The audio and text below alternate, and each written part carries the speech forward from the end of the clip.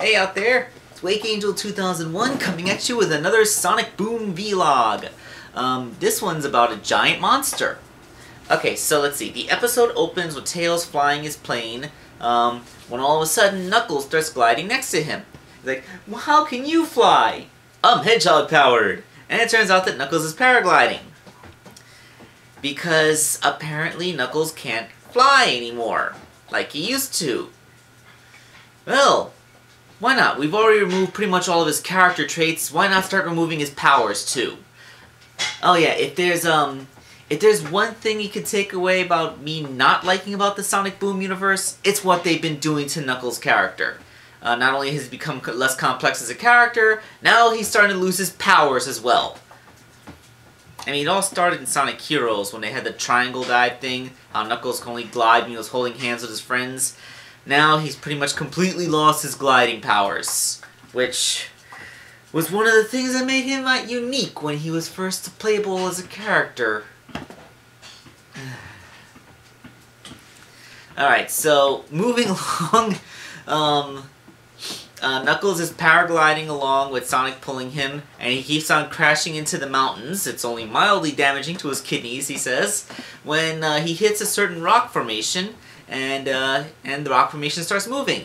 Turns out it's some kind of giant rock creature, which has a specific name. I think it's like a granitic giganticus or something.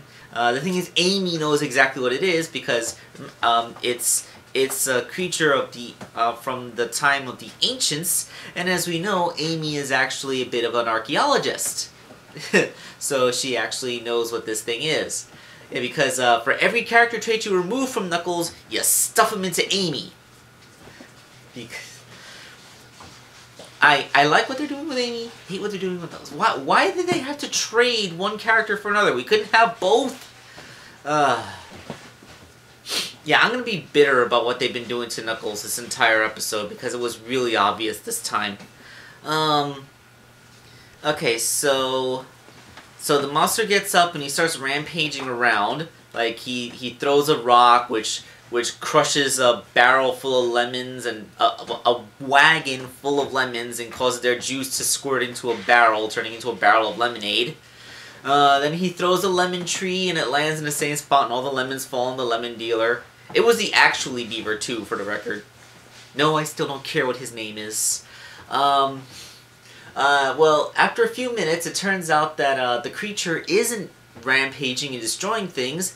It's just that with its nap interrupted, it's trying to get comfortable so it can fall back asleep again.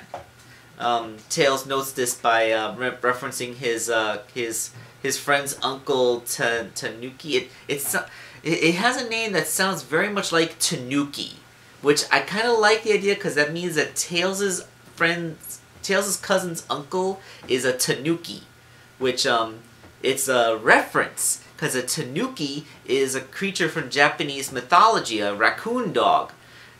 Given that Tails is a two-tailed fox, he's another creature from mythology, a kitsune.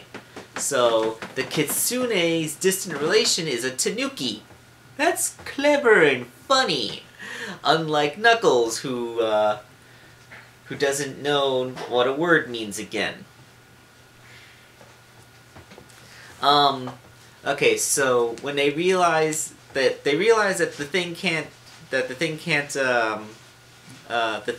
get to sleep, Amy tries singing a lullaby, and she's a terrible singer. Finally, something that Amy can't do. Oh gosh, how long she's been a counselor, she's an archaeologist, she's some kind of fancy gymnastics expert, and finally, there's something she's unable to do. She can't sing. So Styx gives it a shot.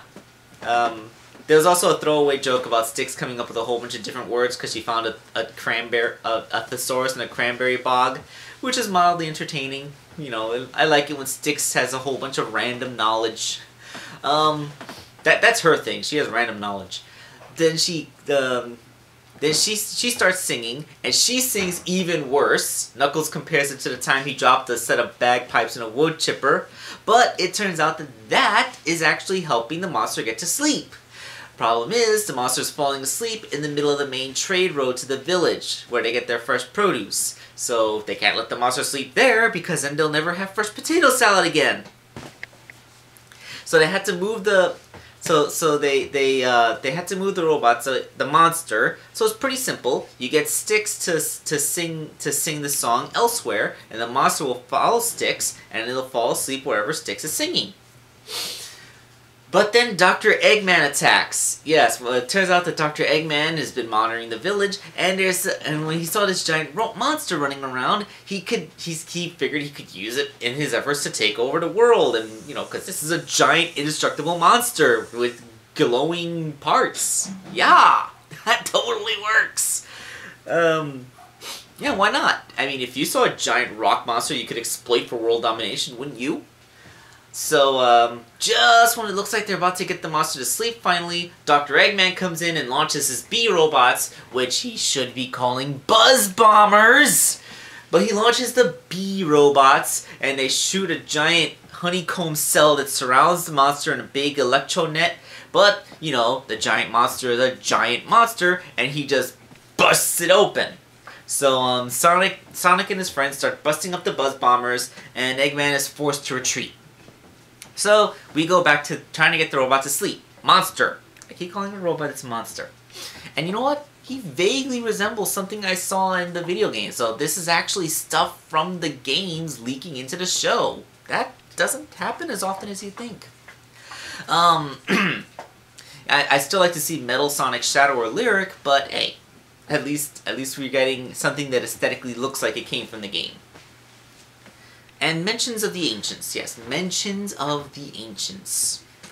Okay, so, just as everything looks good, they turn around to try and get the monster to sleep again, but it's gone, and it took Sticks. So they all run off trying to find wherever the hell the monster went. Like, it's a 40-foot tall rope monster made out of glowing rocks. How hard is that to find?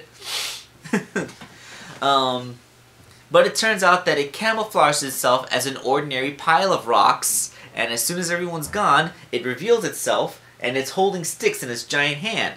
She says that that was a cool camouflage trick, and asks if it can teach it to her, but it doesn't say anything, and it just starts climbing a mountain. And Sticks says that if he doesn't tell her how to do the camouflage thing, then she won't teach it how to use peanut butter to keep monkeys from stealing or whatever. Some kind of theft deterrent thing that involves monkeys and stuff. It's funny. So the thing climbs King Kong style to the top of a mountain, and everybody looked everywhere else for it. They looked along the coastline, they looked in the mountains, they looked in the jungle. Knuckles had lunch. And he looks on, and when he says that they haven't looked everywhere, he looks under the potted plant, and then he says that he's checked the last spot. Knuckles, you used to be an avid treasure hunter. So that's another character trait that they've removed. Yep. So for the record, this episode has single-handedly removed one of Knuckles' powers and another one of his character traits.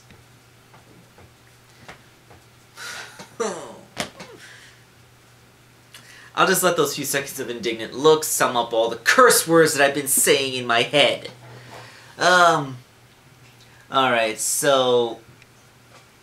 how do they find Sticks again? I think that they just kind of find Sticks singing again. So yeah, oh yeah, Tails has this machine called the Disasterometer, which detects unpleasant phenomena, and according to Knuckles, might make ice cream, but, that's just another reason why he's stupid. So the Disasterometer, which detects unpleasant phenomena, has detected that Sticks is singing, because, well, you had to hear Sticks is singing. You know what? My shirt's not being shown off properly. Let's see if I can lower the camera angle just a bit. There we go. Now you can see Sonic's full face. Alright, so they go back to find the thing, and it turns out that Dr. Eggman Dr. Eggman is actually a gardener. He's cutting a bush to be one of those bush sculptures in his image, and he's saying that he needs to, since he failed to capture the rock monster to enslave the world for 1,000 generations, he's decided to relax in his garden. So he's drinking plants, and it's good to see that Dr. Eggman has hobbies. Other hobbies. Okay, so that's when the giant monster comes in and starts crushing his plants. Like, hey, stop stomping on my plants. So he picks up a gazebo. When I said to stop stomping on them, I also thought that implied not to throw a gazebo on top of them either. So this monster's just kind of running around, just wrecking the crap out of Dr. Eggman's garden. And so I was like, we can't just stand around here watching this guy tear apart Eggman's garden, can we? And Knuckles like, you're right. So Knuckles sits down. Okay, Knuckles, you got a funny joke out this time. I still hate what they've done to your character, but at least you can work with it. So, Tails' device has recorded Sticks' singing and can play it back on an endless loop. So they play it, and the monster falls asleep, and Sticks can crawl away, and Dr. Eggman's like, what, so I have to listen to this? Or we could turn it off. No, best to leave it. And it turns out that these giant rock monsters, once they get to sleep, it takes a whole year for them to settle into a full sleep. Their sleeps last centuries. These are rock monsters. You figure their life cycles must work on geological timescales. So, century-long naps, takes a full year to fall into a deep sleep. That kind of stuff. So Dr. Eggman, he decides that he's going to use the giant monster as the centerpiece for his garden. He's going to set up a koi pond in its belly, make a fountain out of its nose, and he calls on Cubot and Orbot to bring about the potting soil. The evil potting soil. Which is a reference to the first episode when he was referring to Evil Ham. I wonder if evil is that a trait or a brand? Because I would love to know if there's an evil corp that makes evil products. Or if there's just inherently evil pigs that you get evil ham from. And there's an evil glen that has evil soil from which evil plants sprout. Like those mutant bitey things from the episode where Tails accidentally destroyed the beige berry orchard. And that's where the episode ends. Evil potting soil. Well, this episode is kind of a mixed bag. Composition-wise, it's actually pretty good. I like the giant monster. I like how they make references to the video game, by mentioning the ancients, and the monster's design is actually pretty cool. It looks like a giant sentient golem thing, and I believe there was a giant sentient golem thing in the first issue of the comic book, the Sonic Boom comic book, it has this really cool look with the glowing parts between its joints, and it's a pretty nice design. I was totally for that. Unfortunately, this is countered by how much I hated what they've done to Knuckles' character. Ever since the Sonic Boom franchise started, Knuckles has been, even before the Sonic Boom franchise started, going back to Lost World, where Knuckles is just, even before that, into the Sonic Rush games, where Knuckles is just some muscle-bound guy who runs around punching things. Knuckles has been losing character traits for years, and here they actually point out how they're taking some of them away. Knuckles used to be able to glide. Now he can't do that anymore. Knuckles used to be a treasure hunter. Now he's looking for his friends under potted plants.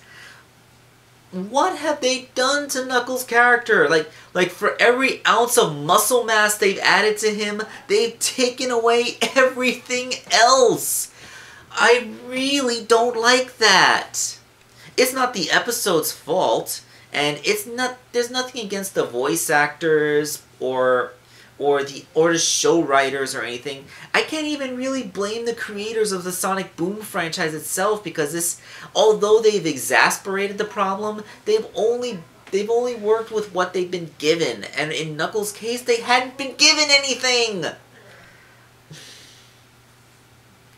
I mean, I could make an entire vlog in itself about the terrible things that have happened to Knuckles as a character.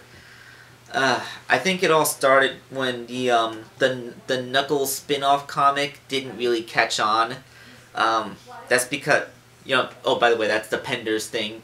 That was Pender's baby, the whole Knuckles backstory universe thing. I lost interest in that comic when it stopped being an action comic starring Knuckles and started just being a soap opera starring the Chaotix. Yeah. I wasn't the biggest fan of the Knuckles spin-off comic, and the fact that it got cancelled after only 30 issues or so and was forced to conclude its run in the back 10 pages of the regular Sonic comic until it could re-merge into the Sonic universe. Yeah, they tried making Knuckles and his world more complex, and people didn't respond well to it. But, the exact opposite isn't the answer either. You can still leave Knuckles with a reasonable amount of character complexity, and people will still like that. Okay, so now I'm just ranting and raving about Knuckles. The episode is fine, if you don't mind the character degeneration that's happened to Knuckles. I believe they call this Flanderization, but, I hesitate to call it full-on Flanderization because it doesn't really make his character less likable. It just makes him more frustrating when you know what he used to be. Flanderization is a term in The Simpsons where a character starts out really simplified, gets more complex as time goes on, and then once the show reaches a certain peak and the showrunners conclude their arcs and they don't really know what to do with them, they start to fall back on older stereotypes and the character becomes less complex. This is like in Ned Flanders. When The Simpsons started, he was your stereotypical perfect Christian neighbor. He had a perfect wife, he was a very God-fearing man, his kids, he was a complete cipher. His family got along so well. As time went on, this character got slightly more complex as it was discovered that he actually had suppressed rage issues, and it turned out that that his strongly conservative Christian upbringing, it had some failings and fallbacks. Like when The Simpsons started in the late 80s, being a really good Christian was considered the best thing you could possibly be. By the late 90s, the religious right was starting to be less appealing. So they were trying to go away from having strongly Christian characters be the best characters. So Ned started to get some nuance and subtlety to him. And then Maude died. Yeah, I'm surprised that they didn't bring up the whole suppressed rage thing when Maude died.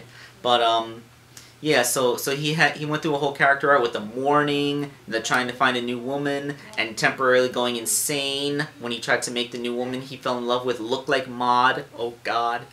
But then he just started to degenerate as a character completely. He became so much less likable. He just became a judgmental, kind of an asshole. And then they were finally starting to fix the character when he hooked up with Edna Krabappel. Edna was really a great counterbalance and was starting to, and totally pulled his character out of the brink. And almost 10 years of character degeneration was undone with that relationship. Then Edna's voice actress died, so they had to have Edna's character die in the story. For now, Ned's still riding on the whole Edna made me better high, but I fear that if The Simpsons keeps on going on for a couple more years, Ned's gonna fall back in the same hole. But yes, that's why they call it Flanderization. Wow, that went on longer than it should have been. But yes, Knuckles is going through a Flanderization. His character is falling back on extremely simple and basic stereotypes. I don't know why, because maybe they feel like his story arc got concluded. Like, maybe between Sonic Adventure and Sonic Adventure 2 was the peak of his character development, because we got to find out the backstory of the Master Emerald that he values so much. But I don't know, I really feel like they just completely messed up Knuckles' character. And in the next main universe Sonic game, I would really like to see a Knuckles like he was in Sonic Adventure or Sonic Adventure 2. Like, I want that Knuckles to come back. I want the Knuckles that's naive but still reasonably intelligent. The one who's a stalwart defender and protector. The one who's a dedicated treasure hunter and has great skill in that field. I want that Knuckles to come back. The Knuckles who's not only super strong and can use his claws to climb walls and dig, but can also glide on his dreadlocks, because that doesn't make any sense, but neither does a fox using his tails like helicopter rotors. Alright, I think I've said more than enough. We're a little over 20 minutes into this, so I'm gonna let you guys go with that. I'll see you next week for the next episode of Sonic Boom.